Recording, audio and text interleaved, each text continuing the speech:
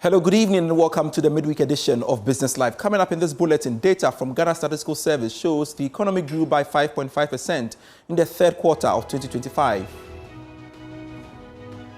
The economy grew by 5.5% in quarter 3 of 2025, slower than the 7% growth we witnessed in 2024, same period.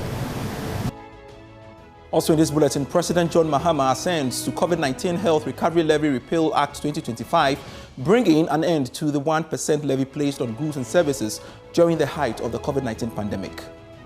And today is the 10th of December, 2025. Sign. Plus, today on the Joy Business Van, a brand new series on the rise of rose aluminium in utensil protection. We have details of these and more for you. Please stay on. Thanks so much for your time. We'll look now at our stories. Data from the Ghana Statistical Service has shown that Ghana's economy expanded by 5.5% in the third quarter of 2025. The agricultural sector grew by 8.6%, while the industry sector showed signs of recovery, recording modest 0.8% growth after contracting last year. The services sector remained the backbone of the Ghanaian economy, expanding by 7.6% and contributing the largest share to GDP of about 40%. More in this report. The data from the Ghana Statistical Service revealed that the agricultural sector surged by 8.6%, a major jump from 2.5% recorded in the same period in 2024. The crop subsector remained a star contributor, driving most of the gains. The industrial sector showed signs of recovery, recording a modest 0.8% growth after contracting last year. Manufacturing and food processing activities helped lift the sector back into positive territory. However, industrial growth was dragged down by the poor performance of the oil and gas subsector, which suffered a sharp 14.1% contraction, continuing the decline observed in previous quarters. The economy grew by 5.5% in quarter 3 of 2025, slower than the 7% growth we witnessed in 2024, same period. But this growth is still strong. 2.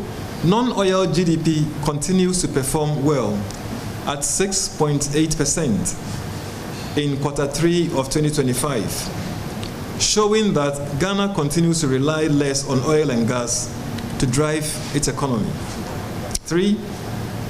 The agriculture sector grew by 8.6% compared to 2.5% in the third quarter of 2024. This is good for farmers and for food prices. Fishing grew the largest at 23.1% compared to a contraction of 6.4% in the same period last year.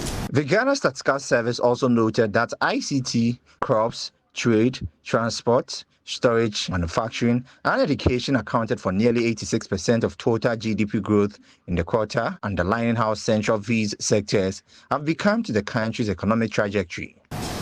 The main drivers of GDP growth in quarter 3 2025 are ICT, crops, trade, transport and storage, manufacturing, and education.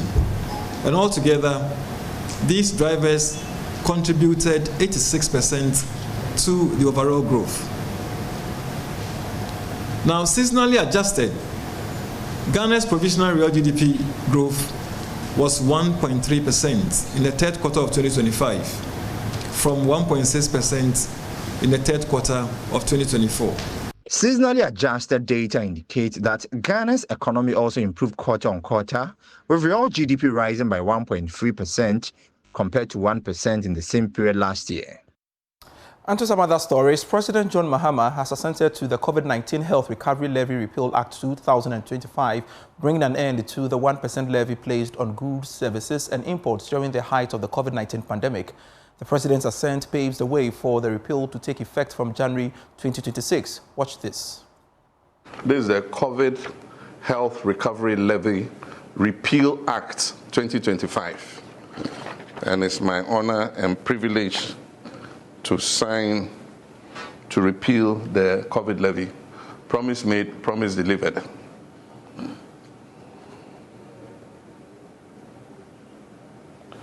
And today is the 10th of December, 2025.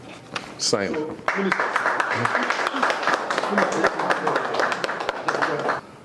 Purported to provide free water, free electricity, free food, and a lot of things. And to the shock of most Ghanaians after the pandemic was over and after the elections were over, government slapped Ghanaians with a 1% value-added tax, ostensibly to recover what it's supposed to have spent on the COVID pandemic. Ghana continued to remain one of the only countries where we're being taxed for a pandemic that had passed.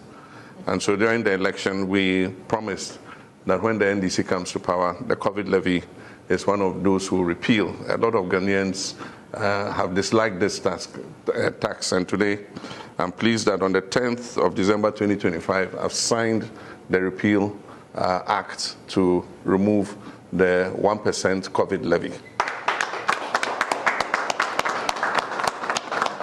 And I will present it to the Clerk of Parliament.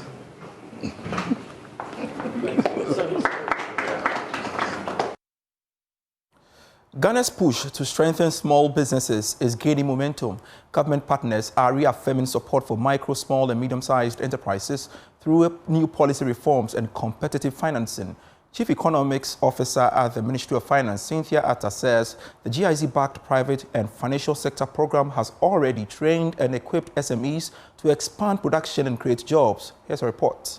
Private and financial sector program funded by the German government has supported over 6,000 micro, small and medium enterprises through training, capacity building and tailored financial tools. According to the Chief Economic Officer of the Ministry of Finance, Cynthia Atta, the project also backed the development of a national microfinance policy and Ghana's climate finance taxonomy to strengthen the business environment for SMEs. The PFS program with the GIZ supports micro, small, medium enterprises, and in the past they have actually supported SMEs with training, capacity building, and also with financial support to for equipment to increase their production base and also to create employment. The Ministry of Finance have been a partner over these years, and GIZ have supported that using the climate taxonomy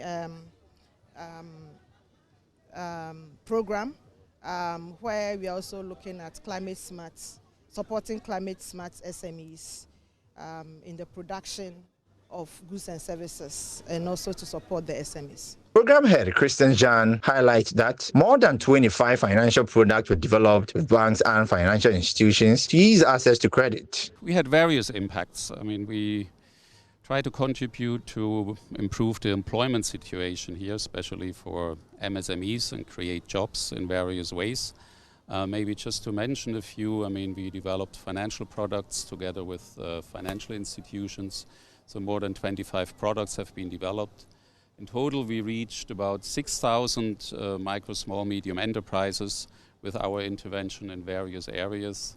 And what we know for sure, we created more than 550 jobs until today, and we are still counting. The new phase of the program begins next year with expectation of stronger policy alignment and deeper collaboration to sustain SME growth and economic resilience across Ghana.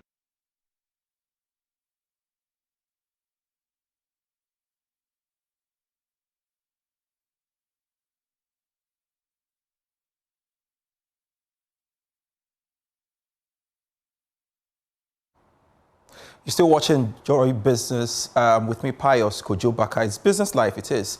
Let's pause for a read. I'll be right back. Hello again, welcome back to Business Life. Let's now take the Joy Business van. Every Ghanaian kitchen has a story, and often that story is told through the pots and pans we cook with. Today on the Joy Business Van, we take you behind the scenes at Rose Aluminium Company Limited, the local manufacturer crafting the utensils that feed families and power small businesses across the country.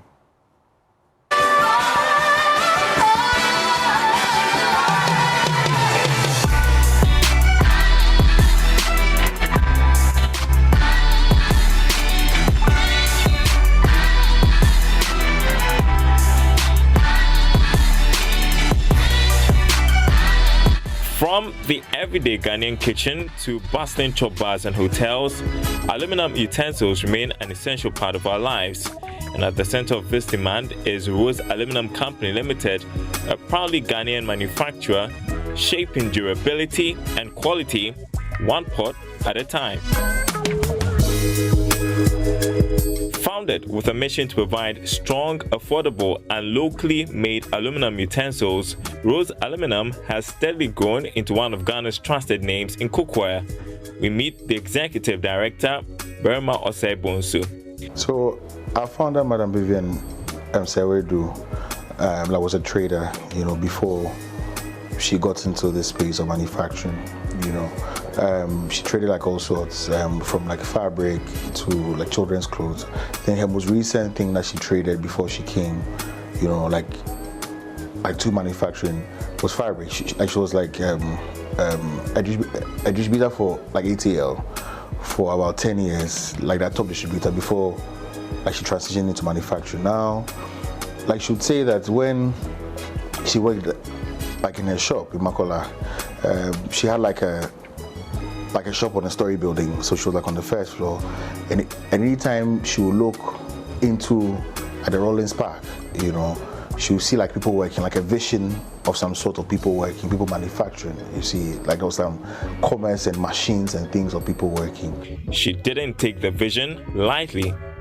So, it was a vision or a dream that kept coming to her, So from consultation, she felt like it was time like for her to transition from what she was doing of like being trading, like something that she had done for about 20 years, to transition into like a much more bigger mandate, that was manufacturing. So from consultation, she decided on like utensils because it was still like a very burdened market at that time, not too many players at the time. That was about in the year 1993 when that vision came to her, that idea came to her, and she, pursued it. So how has the company evolved since its inception? So the company we call Park View, like we stem from the fact that she used to view the park. That was a Rollins Park, where she got the inspiration from, where she see people working, which later, translated into, Park View. And in 2007, we transitioned to Rose Aluminum, which we have, today. From small beginnings, Rose Aluminum has gained a reputation for craftsmanship, consistency, and attention to detail. We've seen different paradigms, we've been in business by the grace of the last 30 plus years. We've seen different paradigms, we've seen different shifts. As a matter of fact, like we hit by different crises. I think at a point in time, somewhere it was like the early 2000s, I think there was even a crisis where we almost even folded up, at a point, transitioned into some trading business and came back, into manufacturing. Because you can imagine that a company, operating this ecosystem for 30 years must have really seen, if I'm allowed to say, some very tough times and some down times. But, we've transitioned from doing things more traditionally, conventionally, into incorporating more technology in the way we do our things. From morning porridge to hearty evening stews, Ghanaians rely on aluminum pots for their strength, fast heating, and the familiar taste they help deliver. So what sets Rose Aluminum apart? One thing that we do and we don't compromise is the quality of material we use, when it comes to our material. The purity of the material, or the material must possess like content, like the aluminum content must be nothing less than 99.5% when it comes to the purity. So between 99.5 and 99.8 is something that must be the aluminum content. Anything less than that, we're going to have a different conversation altogether. So it's something that we don't compromise. We conduct testing like every now and then, like very often with our suppliers. So we don't really change our suppliers. When it comes to the supplies of our raw material, because of how sensitive it is and because we're dealing with food, it's not a rule that we change. Next time, we head to the factory to learn more about how the aluminum cookware is produced. From our utensils to our basins to our trays, our frying pans, all the things you see in your kitchen, like for your cooking convenience, is produced right here at Rose Aluminum Company Limited.